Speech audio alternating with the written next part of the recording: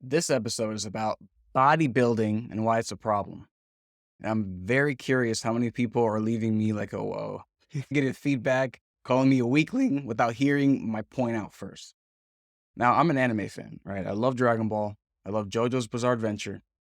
I love muscly men in the least gay way possible. All right. I've even done, not competed. I worked out like a bodybuilder for a couple years back after I lost a lot of weight. So I'm not saying it's an invalid way to exercise. I'm not saying it's bad and harmful. What I'm saying is for most people, it fucks them up. And they don't need to even enter that realm of bodybuilding. All right. Even though bodybuilding is super cool, you look badass. Even if you don't compete, it's cool, right? Average person shouldn't be touching that shit. I'm gonna be real. And the reason why a lot of people aren't gonna make it in their fitness journey is because they think bodybuilding is the only way to achieve fitness. Now, true bodybuilding is building out your muscles and then leaning out so that you look symmetrical, strong, and fucking awesome. So that you can compete against other people who did the same thing. So you can have a pose battle in a very cool, very non-gay way. And I'm not being facetious. It is, I know it seems like that, but I'm serious. It is cool. I mean, with all that bronzer and stuff, it looks weird, but it is cool. Real strong, they're doing cool poses is badass, right? That's what bodybuilding is, really. If you don't compete, whether you're a bodybuilder or not is pretty debatable, in my opinion. But just because you're not competing doesn't mean you can't train like a bodybuilder. And that's what a lot of people think they must do to achieve fitness. Now, what does that entail? Usually, what people who train like bodybuilders do is they have segmented their bodies up into different muscle groups. So they go to the gym maybe 3, 4, 5, 6 days a week, sometimes 7 if they're neglecting rest. Now, some people have a respectable split. You push, pull, legs. I personally don't like splits, but that is if you're gonna split, that is the way to do it, in my opinion. But some people in the journey to become a bodybuilder or to train like a bodybuilder, I should say, they split their exercise even more so. So they have a separate day for chest, separate day for shoulders, separate day for legs, separate day for back, separate day for arms, separate day for their fucking neck. Like it's just separate out so much. And now the reasoning for that is in actual bodybuilding is that day you're supposed to not overload, but you're supposed to load those muscles to the fucking point where you have to rest for about a week. That's the point of doing that. But most people who train that way, they're not doing that. They're just splitting it up because I don't know what, they're just copying bodybuilders basically. Most people who train the chest one day, they can fucking do a bunch of push-ups the next day and they'll be totally fine. But if you're actually for real bodybuilding and you train chest one day, the next day you're not touching that shit. You're fucked. You're done. Because you've worked out to the point where you can't. You're building your body. You can't just keep destroying it every day. But the average person doesn't do that. They just split it up. Why? I don't fucking know. They're just copying what they see.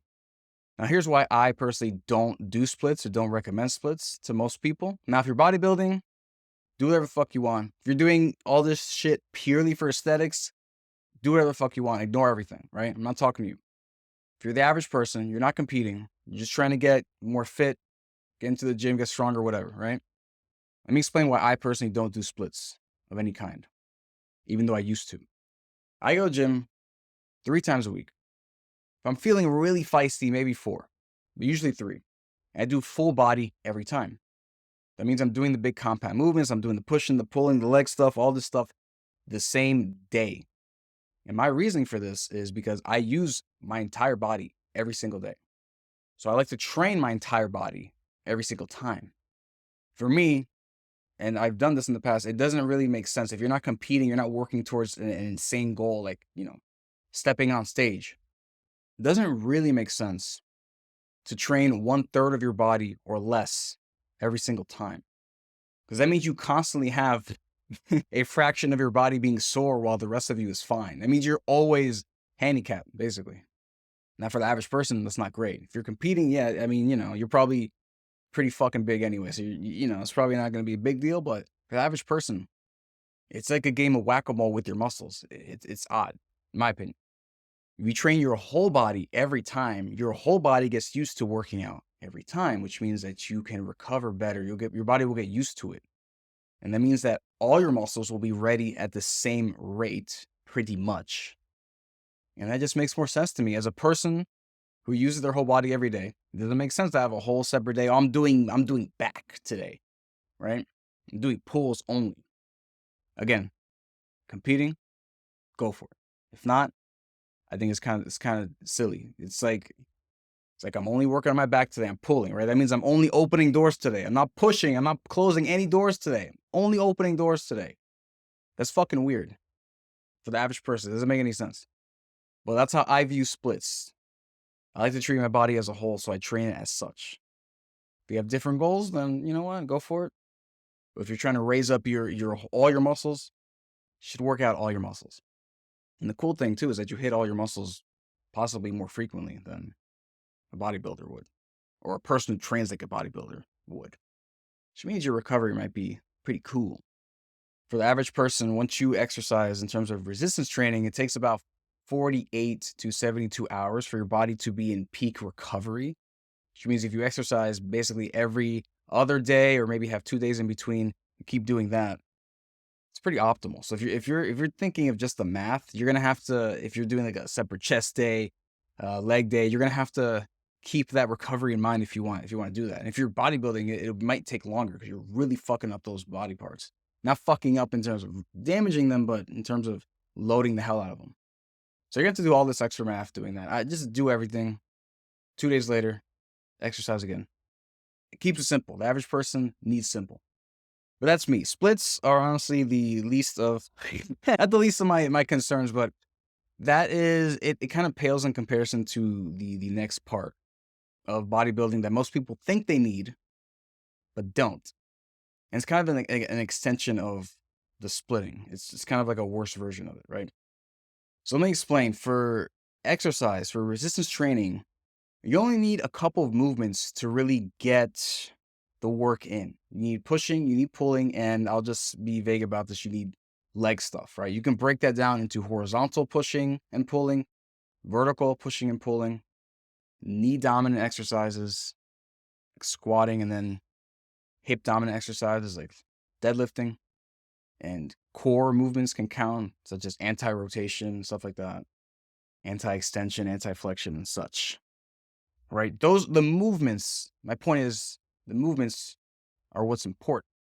So the point is, when people do these isolationist exercises, if it's not for aesthetic purposes, they are wasting a lot of time. I'm talking about the people who do lateral raises for their shoulders, do bicep curls for their biceps, tricep pull downs for their triceps, all the, like, you can even extend this out to legs, like hamstring stuff, quad stuff, calf stuff, upper back, rear delt, lower back. Like, listen, if you're doing an exercise of like 3 sets for all of those things, you're going to waste so much fucking time when you don't need to.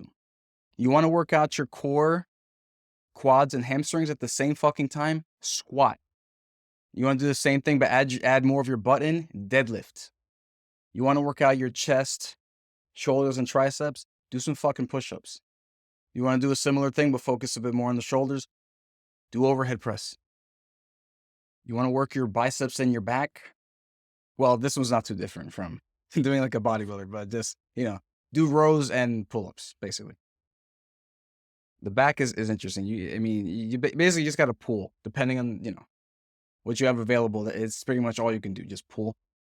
I'm saying is you don't necessarily have to, I'm pulling from this angle, then this angle in the middle, and this angle from down. Just calm the fuck down. Just pull hard, okay? This don't overthink this shit, okay?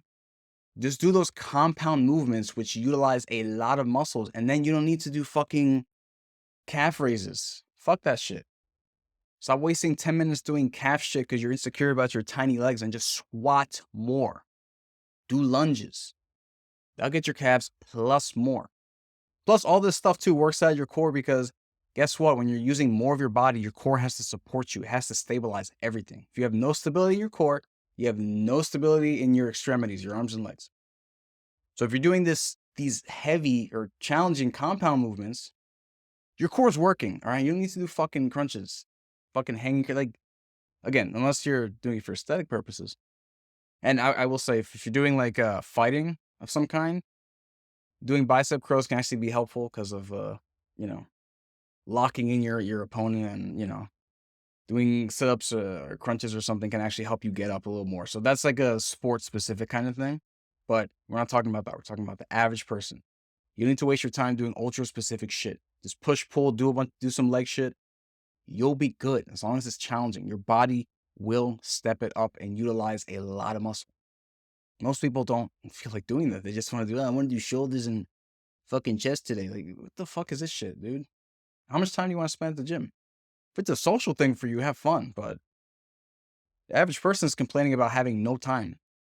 So if you want to minimize your time without really losing anything, do compound movements. It's much easier to learn a few really good compound movements than it is to learn an exercise or 2 or 3 for your shoulders, your triceps, your biceps, your calves, your quads, your hamstrings, your abs, your chest. Like, dude, like, stop. Okay? Cut that shit down by like 4. It'll be much easier to retain all this knowledge. Much easier to start. And quite literally, for, the people who train like bodybuilders, they might go to the gym like 5 days a week, doing all these types of very specific exercises. When in reality, as much as people want to disagree, all you fucking need, really, is to do challenging resistance training at least twice a week. Each time, 3 to 4 sets of challenging pushing, challenging pulling, very challenging leg stuff. Ideally, get the hip dominant and knee dominant for the leg stuff, but, whatever works. So you got 4 exercises there. You superset them. Superset the pushing with the knee dominant thing and the pulling with the hip dominant, or mix and match, whatever you want, whatever works. So pair them up, do them together, wait, get your rest in, do them together. Make sure it's 3 times, then go to the next pair, do that shit 3 times, rest in between. You're basically fucking good. Just account for a bit of the warm up at the beginning, any cool down you might have, any kind of mobility stuff. And you're fucking good, honestly. As long as you're challenging yourself in these exercises you're choosing, in these movements, you're fucking good. You don't need to train like a bodybuilder. But most people think that they do. And this comes through in the nutrition too. Like, honestly, I'll be real though. Like, the way bodybuilders eat, normally, it's actually pretty good. I'm not gonna lie. If you ate like that, you'd be much better off, probably. Statistically, you'd be better off, right? Now, the issue is though, if they're training like bodybuilders, they're probably eating a bit more than you would need to, because they're working with a shit ton of muscle, and they're probably trying to gain weight, which means they're eating a bunch. So I wouldn't really recommend the quantity of what they're eating, but feel free to look at the quality though. It's usually not bad.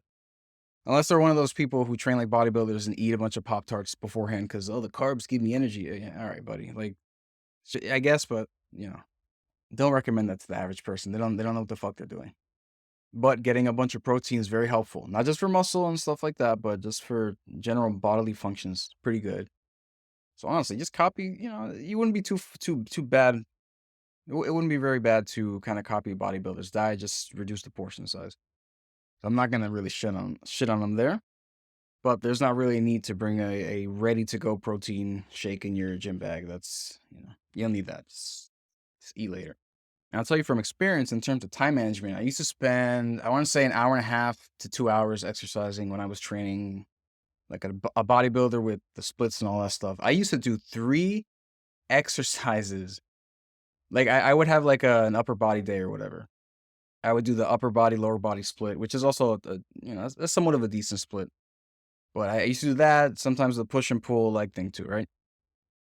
On some of those days, I would do 3 super fucking challenging exercises for each muscle group. So we're talking the triceps, very small footprint on your body, right? I would do 3 sets, very hard tricep pull downs. Go over to the bench, do 3 very hard sets of skull crushers, 3 very hard sets of tricep kickbacks. That's 9 sets for a tiny part of my body. And then shoulders were next, same shit. Chest, same shit. Flies, press, like, that took a lot of time. And statistically, there are some diminishing returns if you spend that much fucking time doing that. Nowadays, depending on the warm up or whatever extra silly shit I want to do, like practicing handstands or doing animal flow, any stuff that comes afterwards, it takes me like maybe 45 minutes, 50 minutes or less to do all this stuff that I need to do. So I cut my time in half from when I was doing that bodybuilding shit. And I gotta tell you, I didn't really suffer for strength. Ever since I took up the full body compound movement life, honestly, you just get strong everywhere pretty decently. So it's cool. Of course, bodybuilding isn't entirely about strength, it's more about the muscle. If you're wondering what the hell the difference is, well, if you really care about strength, you'd be going into more powerlifting, where you're doing basically deadlifting, squatting, overhead pressing or chest pressing, and barbell rows, stuff like that. Big stuff where you need barbells to put on the extra weight. If you're doing bodybuilding, you're kind of building your body, you're sculpting yourself. So you're getting the muscles, but you're also taking into account nutrition so you can lower the body fat as well so that you look cooler. Those doesn't always translate in being the strongest you can be, but it does translate to looking the strongest that you can be. So I'll say if you stick to the full body stuff, compound movement stuff, you will retain a lot of strength. Now, the aesthetics are going to be up to you in terms of how you eat, honestly. Lower your body fat if you want to check those muscles out, but you won't lose much strength if you do a kind of holistic approach. Just for funsies, sometimes I just go and do an older exercise to see where I'm at. Like 2 weeks ago, I was doing overhead press and barbells, and I was able to do just about my highest amount ever without having done it for like a year and a half. Because in general, I work out my entire body to a challenging enough degree that I maintain just general strength. So when I do happen to just try out anything specific, I have a lot of strength because my whole body is pulling its weight, quite literally, talking about body weight stuff. So let's get into some stats. This is a really fucking long one, compared to usual. So only about 1/4 of Americans meet recommended exercise guidelines or even physical activity guidelines. And the biggest barriers are complexity and time. So if you're telling the average person, who three-fourths of which don't get enough exercise, if you're telling the average person, hey, you got to do like 1 million exercises per body part and you got to split everything up, you got to keep into account the recovery and you got to spend about 2 hours in the gym, they're not going to fucking do it. That's too much and completely unnecessary.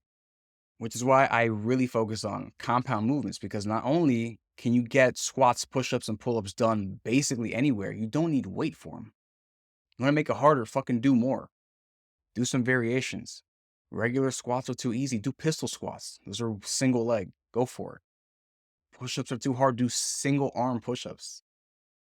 Pull-ups are or rather, if push-ups are too hard, do single arm push-ups. And for pull-ups, same thing. They're too easy. You can do 20 for some reason. Work on your single arm pull-up. You can augment these things very easily without weights. And with some of these, you can add weight and make them insane, like squats and pull-ups. Push-ups, you can also add weight, but it's a bit more challenging when you're on your own. You got to put the weight on your back or whatever. But anyway, those kinds of exercises, not only do you not need weight to make them effective and helpful for you, but they activate, as I said, because they're compound movements, multiple muscle groups simultaneously. So you save a lot of time doing that. You get a lot of bang for your buck doing that. And if you use supersets, you pair things up or even add 3 exercises back to back if you want to go crazy. You can effectively train your entire body in 30 minutes or less, depending on your rest times. Whereas for bodybuilding, you're going for like an hour and a half is pretty normal. And there are studies that show as well that shorter workouts, depending on how efficient you are, they yield pretty similar health benefits as to ones that take much longer. And I can attest to this. A major issue with this, as I said before, is that most people think they need to train like a bodybuilder to exercise, period. So when they get into this, they're not only met with complexity, they're met with time, but they also think that is the only way because it's all they see. So when they start off trying to be a bodybuilder or training like one, about half the people drop out of exercise, period, at the gym. Within about 6 months, that's what happens. So if you want, the average person to actually stick with their exercise, stop showing them fucking 3 ways to do bicep curls. Like, nobody cares. It's not helpful to them. And like I said, some people think that's the only way, but no, you can also get activity and exercise in via just body weight stuff, even calisthenic stuff if you find body weight stuff to be a bit boring. Learn how to do handstands. That's kind of a sustained push. Do back levers. Do dragon squats. Do it. All that stuff is awesome. It can be more fun. Run. That's helpful for your legs. Swim. You're pulling. You're using your legs. There are a lot of ways to get pretty fit. And if you care about aesthetics, there are a lot of ways to get pretty fit looking as well that don't require bodybuilding. Hell, even Pilates is pretty decent, I hear. So don't think you need to bodybuild to exercise. They're not the same thing. Bodybuilding is exercise, but exercise does not mean bodybuilding. Just remember, doing like literally any kind of exercise is better than doing nothing. If you literally walk, that's cool. It's fine. I mean, at a certain point soon, it's not going to be enough, but it's better than nothing. And remember, better than nothing is pretty cool. It doesn't have to be either 0 or I'm bodybuilding. There's a lot of stuff in between that you can do. A lot of room for, something sustainable and comfortable for you. And I mean comfortable in terms of sustainable. If exercise is always comfortable, then you're not challenging yourself enough. So just keep all this in mind. I really, really, really do think bodybuilding is cool and badass. I don't want to ever enter into that shit again because it wastes too much time, and I don't care to separate and segment my body that much. But it is cool. Let's not kid ourselves, okay? So if you want to compete, if you want to look like that, keeping in mind that a lot of people use roids, that's fine. Go have fun with that. But the average person, you care about getting strong, care about being fit, get your squats in, get your lunges in, get your push-ups in, get your pull-ups in, get your row. Like just push, pull, leg stuff. Just that's it. Don't overcomplicate it. Just choose cool things within those movement patterns and go for it. You will be good. Just make sure they're challenging. That's all I'm trying to do here. Challenge the average person. So if you train like a bodybuilder and you got offended or didn't listen to the whole episode, yeah, you're fucking stupid. If you're the average person and you got something out of this, I hope you understand that you have many options when it comes to fitness, strength training, all this shit. But now we're at the end, and I know many people just didn't really listen to the whole thing because they got butthurt that I made fun of their curls. So leave a comment. Tell me how much of a weak pussy I am, but only if you can do a single arm push-up. Otherwise, I don't want to hear shit from you. Anyway, see you next time.